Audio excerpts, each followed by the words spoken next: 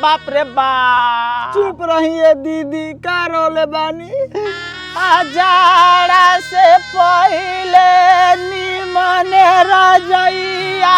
अरे बाप हो बाप, फेंकवा वाला ए राजाऊ। अरे दादा हो, अरे अपने जान में का ये दीदी।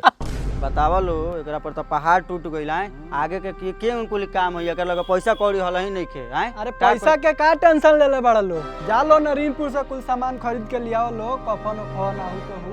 तो पैसा रही तबे नु। अरे पैसा मुखिया जी देले बड़ा नु 10,000, वही से आई सब। चलो लो। राजाऊ देखो दांत हमारा लगता ना ये दीदी दांत नहीं खिला। देनिया मुखिया जी 10,000। हाँ तो चलो तब ओकर काम सब यही से हो जी का। पैसा के पैसा दियाला जी? अरे मुखिया जी देनी है पैसा 10,000 रुपया। तो के ले ले बाबा के पैसा मत दी। सोनू भाई ले ले बड़न। हाँ तो दिलो पैसा रो ले जाइलो, हम 10,000 में इनकर सब क्रिया करम कह देम दी। दे दो 10,000 रुपया दे दे इनकरा के। दया बाबू हम दा। हाय देखने खेलवाड़िए के हो, एकर भातार मरल बड़े, आई 10,000 रुपया खातिर भूखाइल बिया, कितना ही मंगजारी बिया। चलो लो ये अपन कर ली। चलो लो, बड़ा खेलवाड़ी बिया। चलो लो एकरा दुआर पर से। हां चलो लो। रे हे आय हाला गुली बंद हो गइल सन का हो गइलसन, काम हो गइल। उठी।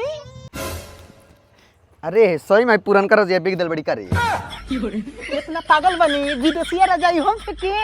चली घर में चली भागी। चली।